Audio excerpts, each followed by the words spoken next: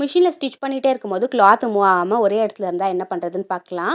First நீங்கள் மிஷினில் இருக்க த்ரெட்டு கீழே இருக்க பாபின் எல்லாத்தையும் ரிமூவ் பண்ணிவிட்டு ஃபூட்டரை லிஃப்ட் பண்ணிவிட்டு இந்த பல்லு போர்ஷனை டச் பண்ணி பாருங்கள். ஃபீல் பண்ண முடியல அப்படின்னாக்கா இந்த பல்லு போர்ஷனில் தான் ப்ராப்ளம்.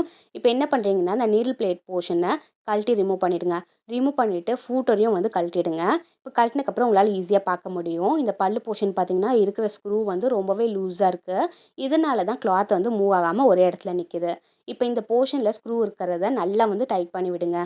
டைட் வச்சக்கப்புறமா மேலே இருக்க சின்ன சின்ன தூசி எல்லாத்தையும் டஸ்டிங் பண்ணிக்கோங்க. ஒரு ப்ரெஷ்ஷை யூஸ் பண்ணி இந்த மாதிரி க்ளீன் பண்ணி விட்டுட்டு தொடச்சி விட்டக்கப்புறமா உங்களுக்கு க்ளீன் ஆகிடும். நீடில் பிளேட்டை வந்து ஃபிக்ஸ் பண்ணிக்கலாம். நீடில் பிளேட்டை ஃபிக்ஸ் பண்ணினக்கப்புறமா ஃபூட்டரை வந்து ஃபிக்ஸ் பண்ணணும். இந்த மாதிரி எல்லாத்தையும் வந்து கரெக்டாக செட் பண்ணினக்கப்புறமா இப்போ நீடில் பிளேட்டை வந்து ஃபிக்ஸ் பண்ணிவிட்டேன். ஃபூட்டரையும் வந்து கரெக்டாக ஈவனாக வச்சு நல்லா டைட் பண்ணி விட்டுருங்க. இப்போ கிளாத்தை வச்சு தைக்கும்போது பார்த்தீங்கன்னாக்கா உங்களால் ஸ்மூத்தாக ரன் பண்ண முடியும். இந்த ப்ராப்ளம் வந்து சால்வ் பண்ணியாச்சு. இதே மாதிரி அடுத்த